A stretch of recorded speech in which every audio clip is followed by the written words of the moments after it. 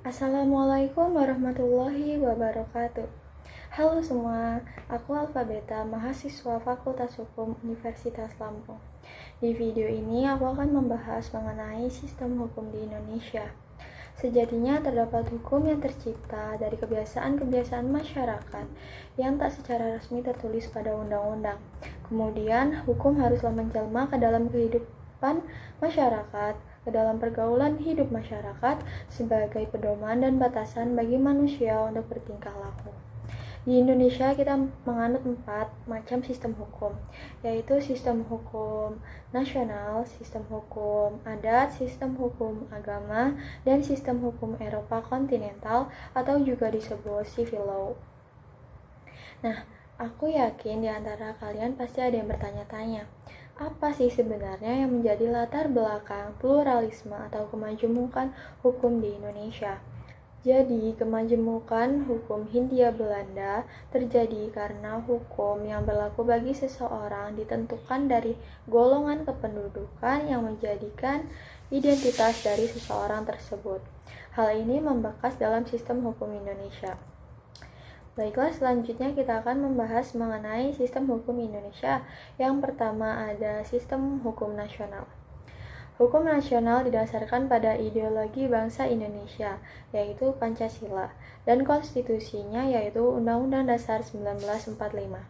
Karena Indonesia adalah negara majemuk dengan beraneka ragam agama, budaya, etnis, adat, suku, bahasa, maka sistem hukum di Indonesia harus merefleksikan keanekaragaman atau pluralisme hukum yang hidup dalam masyarakat.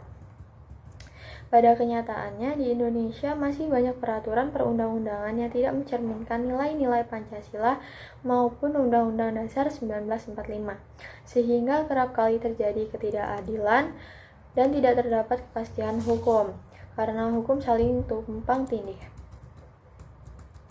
Yang kedua adalah sistem hukum adat. Sistem hukum adat bersumber pada peraturan-peraturan yang tidak tertulis, tetapi sangat diyakini kemudian ditaati secara terus-menerus oleh masyarakat, sehingga dijadikan tolak ukur suatu perbuatan yang mempengaruhi kebiasaan atau adat istiadat.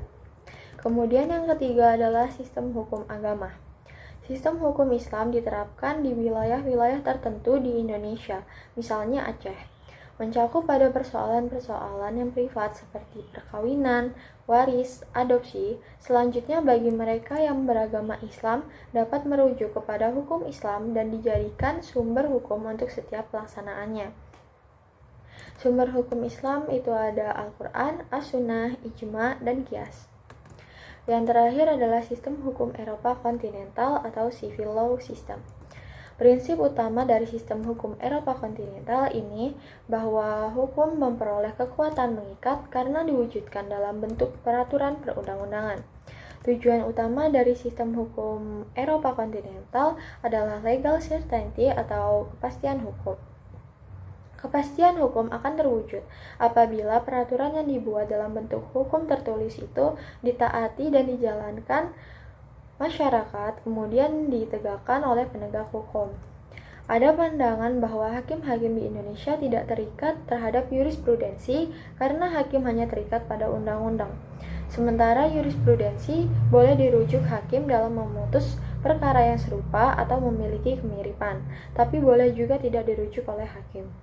Ironisnya, di Indonesia banyak perkara karena jurisprudensi tidak diikuti, maka disparitas putusan menjadi sangat tinggi. Perkara yang serupa bisa sanksinya sangat jauh berbeda.